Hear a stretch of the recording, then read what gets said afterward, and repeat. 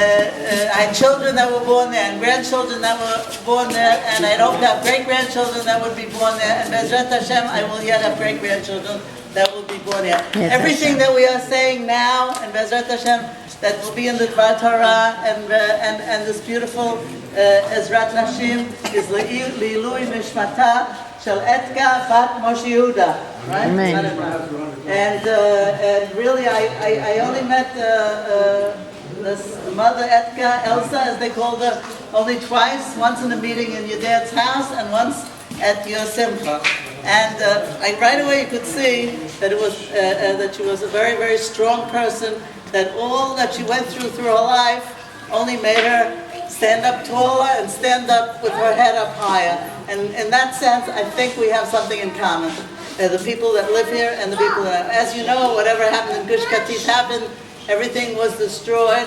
The one thing that's amazing, every day when I get up in the morning and I look around, I don't know if you noticed when you came in, there are houses, beautiful houses being built all over after 8.5 years. Every morning I get up in the morning, I yell out the window, Hodul Hashem Ki Tov. What a miracle that HaKadosh Baruch Hu gives people koach after they're stepped on like cigarette butts, after they're trampled like cockroaches, excuse the expression.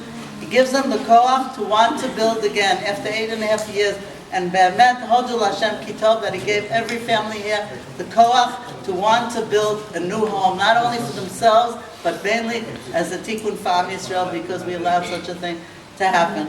And if you're going to later look outside, when you go out later, I don't want to take everybody out in the cold, but if you look outside, you'll see on top, there's a beautiful mosaic piece of art on top. We sent an artist to the museum in the big Jordan Valley, the Shomroni Museum, that there was brought all the mosaics from all of Israel. Originally it was in the Rockefeller Museum. In 1965, they found a beautiful mosaic floor archaeologist in Gaza. There was a big, wealthy Jewish community in Gaza, and they had a beautiful shul, and there was a beautiful floor there, and they left it there hoping that it would stay. It was from the time of the Amoraim, 500 something.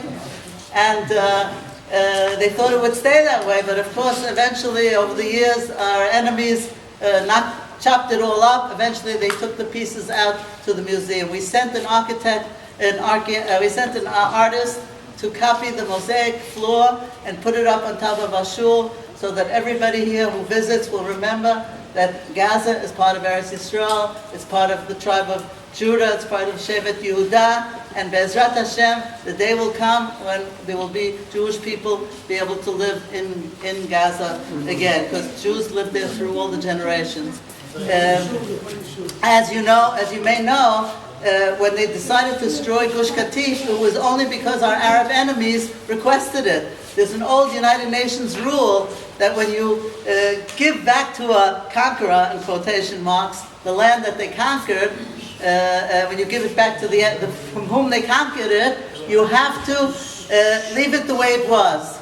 In other words, the idea was that you shouldn't come and destroy homes and you shouldn't destroy the public buildings, but our enemies requested that from the United Nations rule be upheld and everything be back to the way it was, sand dunes. So that's why everything was destroyed in Gush Katif. But then somebody went to the High Court and he said, how can you destroy synagogues? People all over the world will think that it's okay to destroy places of prayer. And we know that in Europe that was the first thing that they did, was try to destroy the places of prayer. That High Court in Israel decided that yes, the synagogues should not be destroyed. And 50 synagogues that were in Gush Katif were supposed to not be destroyed. The second after, and actually the synagogue in Netzach Hazani, we had a most beautiful synagogue in Gadid, and all the Yeshuvim in Gush Katif, there were really beautiful synagogues. In the synagogue in Netzach Hazani, on the porch of our synagogue, was the chuppah of my own daughter. In the beautiful area in front of the synagogue was the chuppah of my son, and all the smachot of the people of our town, the bar mitzvahs, the britot, were all, as everywhere in the world, runs around the synagogue. And 1 second after Tzahal pulled out, you know exactly what happened. Our enemies came with axes and torches and chopped down and burnt down every single synagogue, including our beautiful synagogue in Netzach Hazani, and they yelled, Itbach al Yahud, massacre the Jews. And that was such a terrible Chilul Hashem. And when we came out, and when we came back to finally knowing where we're going to build after about 7 years, we knew that the first thing that we have to do is to do a tikkun for this terrible Chilul Hashem. The only way that you can do a tikkun is to build something not less big and not less beautiful than was destroyed. And think of it, that Am Yisrael, in Medinat Yisrael, after the Shoah, we allowed such a thing to happen. A strong country. We're right near Tel Nof. All day we hear these giant planes flying over. We're a strong country, and we allowed such a thing to happen that our enemies came in with axes and chopped it down and yelled Itbach al Yahud. I can't think of a more terrible Chilul Hashem. And therefore we needed to have a tikkun for myself, for all of us, that we enabled such a thing to happen. And that's why we felt we had to build a beautiful synagogue. We were very happy davening in the caravan. HaKadosh Baruch Hu, I'm sure, heard us when we davened there. But we felt that this was a very important tikkun. And that's why we built such a beautiful synagogue. So if you look outside it says the name Or Yitzchak, which is the name of the shul.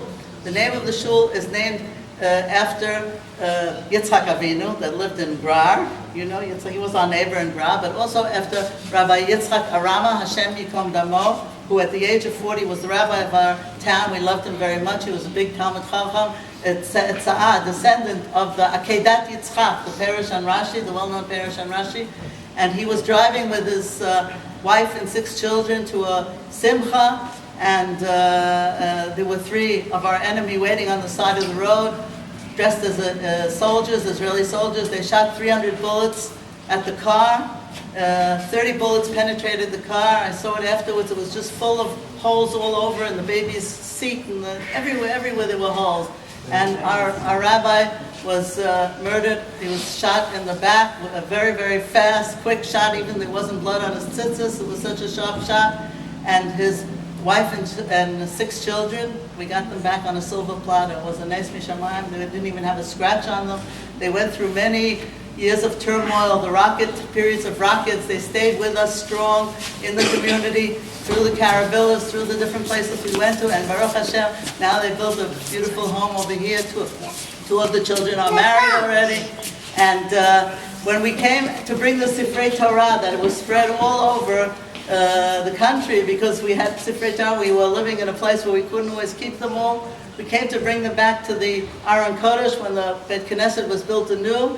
And we remember that when we left Gush Katif, when we left Netzach Hazani, we took the Sifrei Torah and we told the Tzahal, listen, there's this old Jewish custom that when you leave a place and give it over to the enemy, you've got to walk around the rabbi's house 7 times. To tell you the truth, we never heard of that custom, but we wanted to give HaKadosh Baruch Hu a little extra time. Maybe he wanted to change his mind on this thing. And we walked around the rabbi's house 7 times, and on his house was written graffiti. His daughter, a 16-year-old daughter, is married and has 2 children now. She had written, as all the youth did, hoping that one chayal would come in and he wouldn't be able to knock down their house. And it said, the blood of my father screams from the land. The murderer who killed our father will now inherit the land of our home. And when we came to bring the Sifrei Torah over here, the Rabbi Arama's wife, a widow, had just moved into her home, and we took the Sifrei Torah and walked around her house 7 times, and we brought all the Sifrei Torah here. It was a tremendous closure. And I'd like to tell you a little bit about the shul that's here. So Or Yitzchak is after Rav Yitzchak Arama. Or Yitzchak in Gematria is Netzach Hazani. Or is Harav Yitzchak. If you go up to the Ezrat Nashim, I'm not going to send you up now, but please do look at it.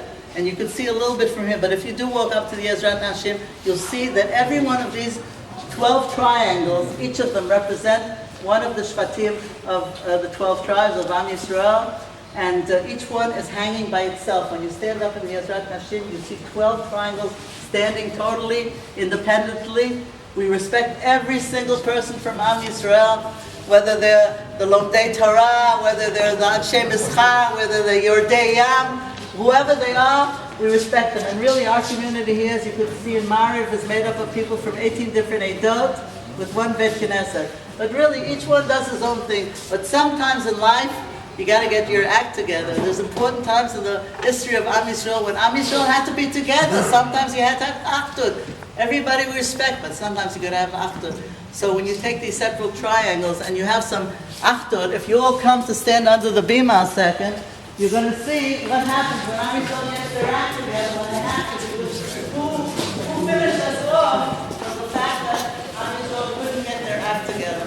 So please, if you come under the bima for a second, you can look up, and if you go up to Ezra Stashir, you'll see the difference. When Am Yisrael gets their act together, I can see it from we're strong like a Magen David, and we can soar upwards in spirituality, ruchaniyut, and go mizrach, and lift ourselves up to heights that we never knew. And then the Avnei HaChoshen, all the colors of the Avnei HaChoshen on the breastplate of the Kohen Gadol will light up, and we will get Hashra'ah from HaKadosh Baruch Hu. And this is what we try to express. The artist who did this, her name is Anaim Green. She's from Hod HaSharon, as leftist as you can get, as secular as you can get. And when we in the committee tried to tell her what our thoughts were, what we wanted to express in the synagogue, she looked at us like we were crazy. But she didn't know that she had a little neshama, a ner lit in her neshama Yehudit. There was a little flame lit in her Jewish soul, and she got it, and she was able to do it. And I think we got to all get our act together and figure out how we're going to push up the fire that's in a lot of good Jews that we're not successful in lighting them up. And Bezrat Hashem Natzliach, as we were Natzliach with this thing. The windows that you see over here were made by an artist named Jeremy Langford, who also did the glass work in the Minharat HaKotel in the Shasheret HaDorot. And now he's busy doing it in the Waldorf Astoria, something about Yerushalayim there in the entrance, the one near the Kotel. Anyway, we told him, listen, we don't want to have vitrajim, because vitrajim you see broken. We don't want to see any more broken. We had enough of broken. We don't want to see vitrajim. We want something that's going to lift us up. We don't want a picture of Moshe Rabbeinu in the sneh, not David HaMelech and Goliath. We davened so much when we were in Gush Katif. We reached depths of davening that I think is very unusual. And we don't need that now. We need something that's really going to lift us up a little bit higher, just a little bit higher. And he took 850 pieces of glass. You can see in the middle, at night you see it less. 850 pieces of glass. Each piece of glass he cut separately, piled them up, one on top of the other, until it formed the shape of whatever you happen to see, because everybody sees something else. Some people see it as waves of the sea, some people see it as smoke of Ruchaniyut, somehow lifting you up. But it certainly is a feeling of lifting, and we were very grateful for him for succeeding in being able to express what we felt. The colored windows, which you see less at night, but they also have the Shivat HaMinim in them, again expressing our connection to Eretz Yisrael, our connection to agriculture, and the Shamayim and the Mayim meeting and lifting us up further. Be'ezrat Hashem, what happened to us should never ever happen to anyone else again. And we got to all get our act together. Every once in a while, it's important for us to have aftos and to get our act together. So thank you so much for having this Mishpachat Laila, for having this Askara here, and for helping us to build Ezrat Nashim. And Be'ezrat Hashem, soon there's going to be everybody's names up there, and we'll have the name of the Zecher Etka Bat Moshe Yehuda. Thank you very, very much.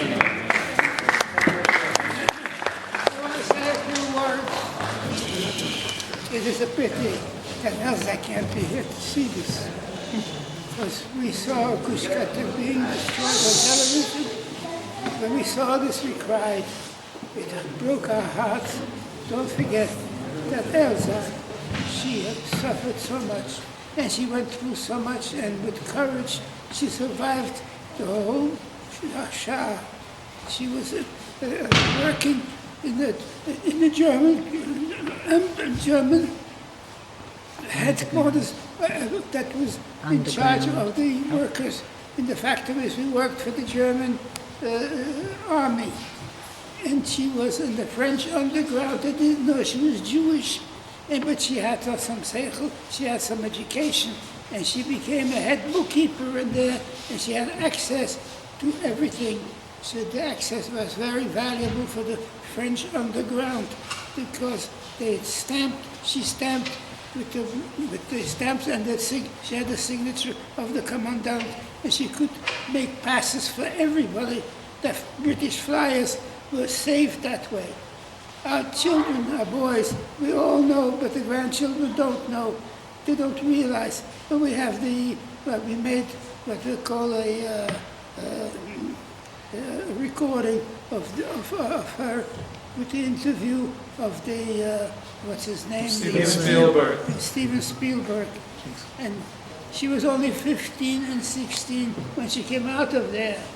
And fortunately then she came to America, and I met her coming off the ship. And that's when I dated her.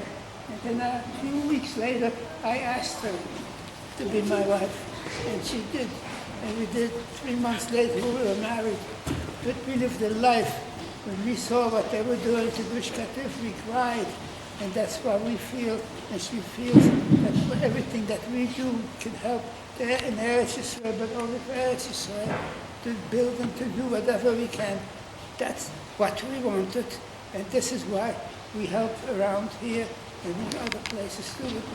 This is the way it is.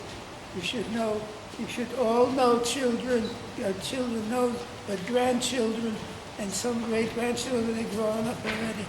To look at the whole interview from what's his name? Spielberg, from Bobby. Spielberg. You don't know that this is something that you couldn't even see in a movie that was possible, the way she went through her life. And of course, when she did so good that be able to help something in Eretz Yisrael. Before that, she helped many things. She was in the two Chevra Kedishas she belonged. She belonged in many places, and she went to Shiurim every day practically. And Elsa, look at this. Baruch Hashem for that. Not that much.